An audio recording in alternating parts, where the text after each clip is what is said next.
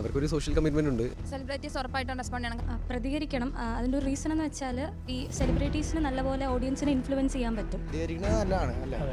എല്ലാവരുടെ അടുത്തോളം എത്തും. നമ്മളൊരു മനുഷ്യൻ എന്ന നിലയിൽ ഇറങ്ങി ചെല്ലുക എന്നൊരു ഇതുണ്ട്. സെലിബ്രിറ്റീസ് റെസ്പോണ്ട് ചെയ്യുന്നത് നല്ലതാണ്, പക്ഷെ അത് അവർ മനസ്സിൽ നിന്ന് ചെയ്യുന്നതാണ് നല്ലതല്ല. അത് അവരുടെ ഇഷ്ടമല്ലേ.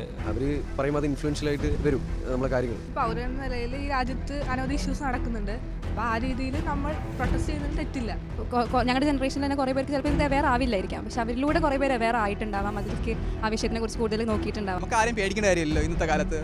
നമുക്ക് നമ്മുടെ ഒപ്പീനിയൻ പറയാനുള്ള സ്വാതന്ത്ര്യമുണ്ട്, അതുപോലെ തന്നെ ഇൻഫ്ലുവൻസേഴ്സിനും സ്വന്തം ഒപ്പീനിയൻ വെളിപ്പെടുത്താനുള്ള സ്വാതന്ത്ര്യമുണ്ട്. പക്ഷേ അതൊന്നുകൂടി ചിന്തിച്ചിട്ട് സോഷ്യലി അതെങ്ങനെ ആൾക്കാർ എടുക്കും, ആൾക്കാരെങ്ങനെ അക്സെപ്റ്റ് ചെയ്യും, ആൾക്കാരെങ്ങനെ അത് നോക്കിക്കാണും എന്നതനുസരിച്ചിരിക്കുന്നു.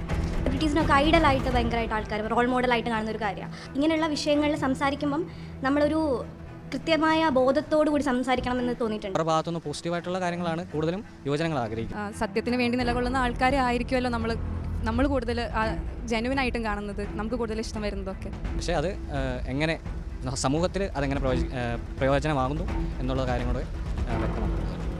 കുറച്ചുകൂടെ കാര്യങ്ങളെക്കുറിച്ച് അവെയർ ആയതിനു ശേഷം അഭിപ്രായം പറയുന്നതായിരിക്കും നല്ലത്.